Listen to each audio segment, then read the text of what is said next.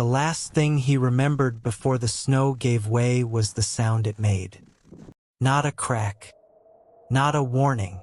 A sound he described later as a soft collapse.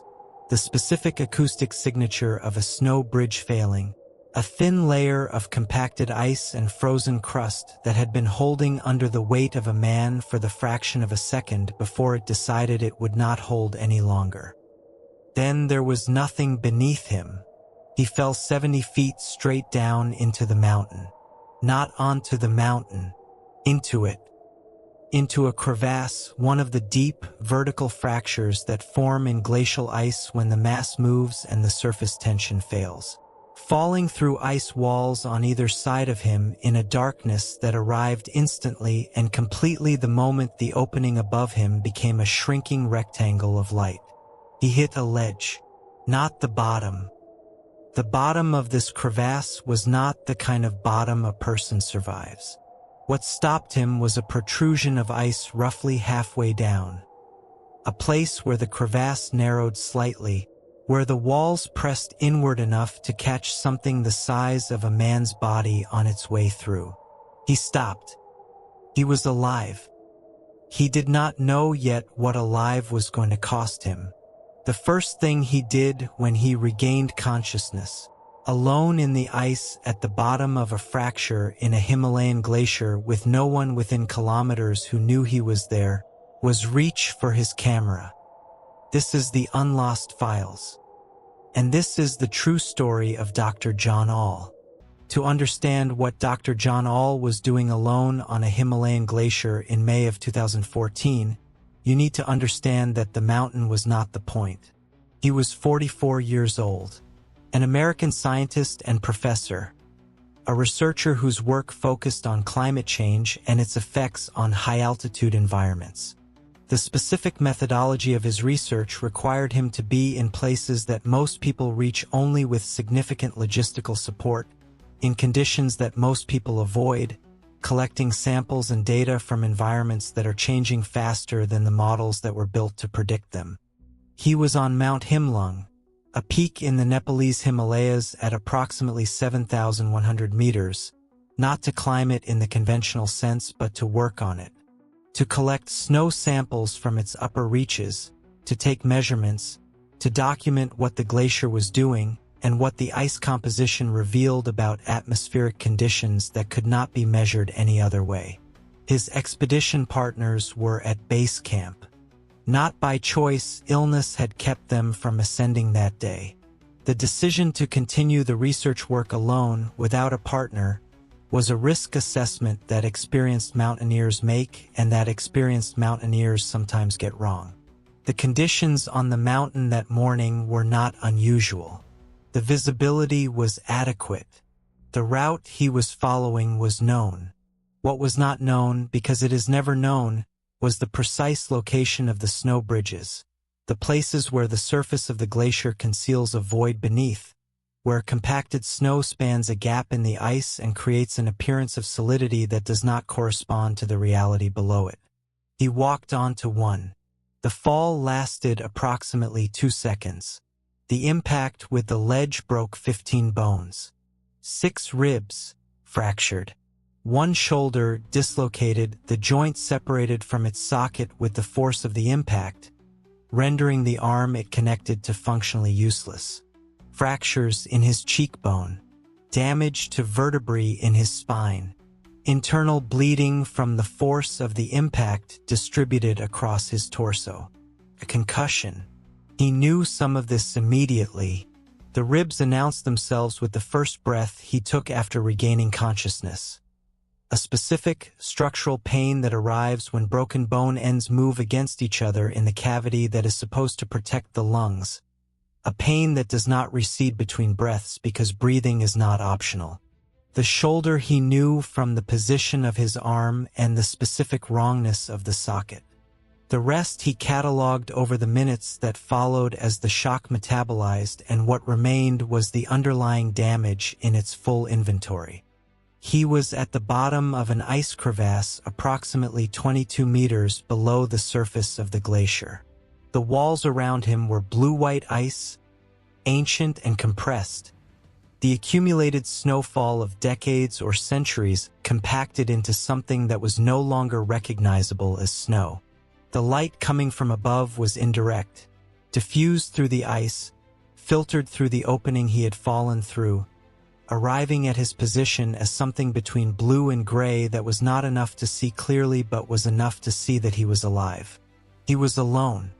His expedition partners were at base camp with no specific knowledge of his precise location on the mountain. The communication protocols of the expedition, the check-in times, the last known position, meant that it would be hours before his absence was confirmed as a problem, and then additional hours before any response could be organized and reach the mountain, and then additional time to locate him, and then additional time to extract him. He did the calculation. The temperature in the crevasse was well below freezing. A person with 15 broken bones who cannot move cannot generate the body heat required to maintain core temperature at depth in glacial ice. Hypothermia would begin within hours. Without intervention, it would be fatal before any rescue could reach him. He reached for his camera. The footage that Dr. John All recorded in the crevasse on May 24, 2014 is publicly available. It has been broadcast on news programs and documentary series and viewed by millions of people in the years since it was filmed. Watching it, what strikes most viewers is not the blood, though there is blood, and not the sound of his voice, though his voice carries, in its controlled quality, the specific effort of a person managing something that deserves more reaction than they are allowing themselves. What strikes most viewers is his coherence. He is concussed. He is bleeding internally. He has 15 broken bones. He is alone in a crevasse in the Himalayas with no certainty that anyone will reach him before his body temperature drops below the threshold of survival. And he is speaking to the camera with the methodical precision of someone conducting a field report, documenting his position, his injuries, his equipment, his plan. He said in the footage that he was making the video because he wanted there to be a record.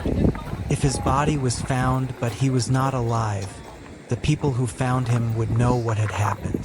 The camera was a message for the scenario in which he did not survive. Then he decided not to leave a message. He decided to climb. He had one functional arm. The shoulder dislocation had made the right arm useless.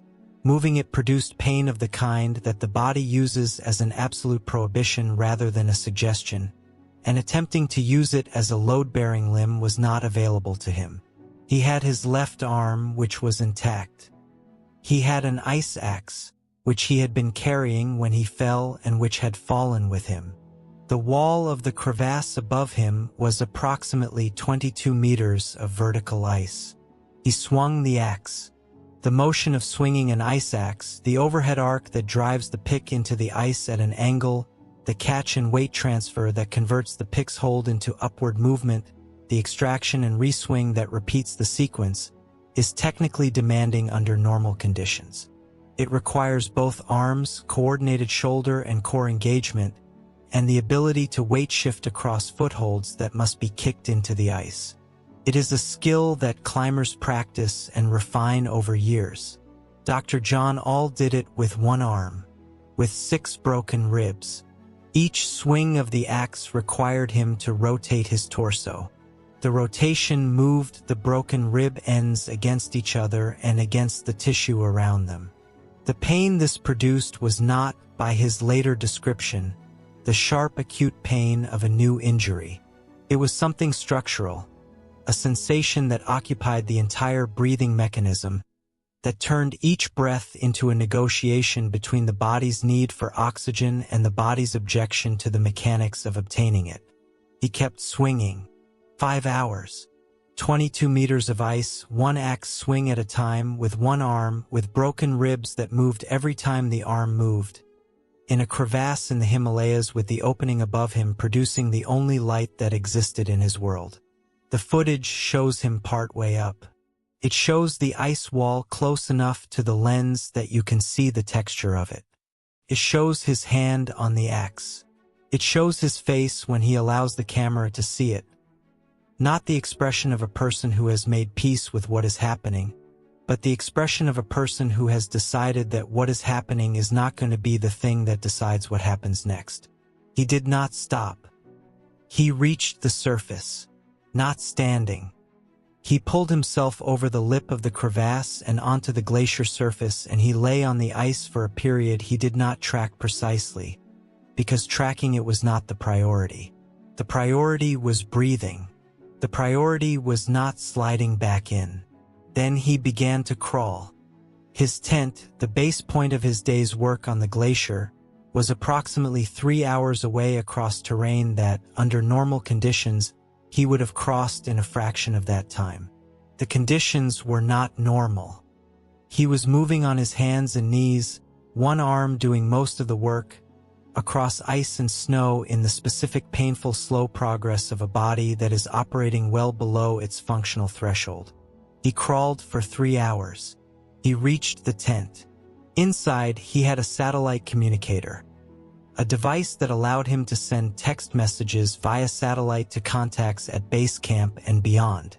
He composed a message. The message communicated, in the compressed language of someone who understood that concision was important, that he was injured, that he needed rescue, that he was at the tent location. Then he waited. The night passed. In the morning, a rescue helicopter arrived.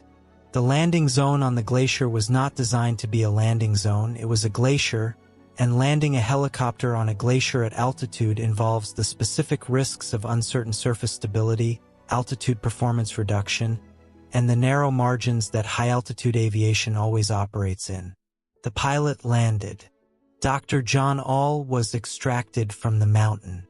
The medical assessment conducted after his rescue confirmed the inventory he had conducted himself in the crevasse. 15 fractures, the shoulder, the internal bleeding, the concussion, the vertebral damage. The assessment also confirmed something that the footage had already established for anyone who watched it, that the climb out of the crevasse in his condition was not something that the doctors examining him could fully account for in terms of what the human body is capable of doing when the alternative is to stop. He recovered. It was not fast. The ribs required time. The shoulder required reconstruction.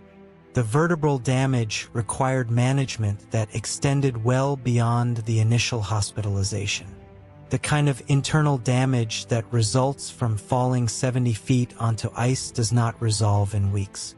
He returned to his research, the climate data he had been collecting on Mount Himalayan before the snow bridge failed.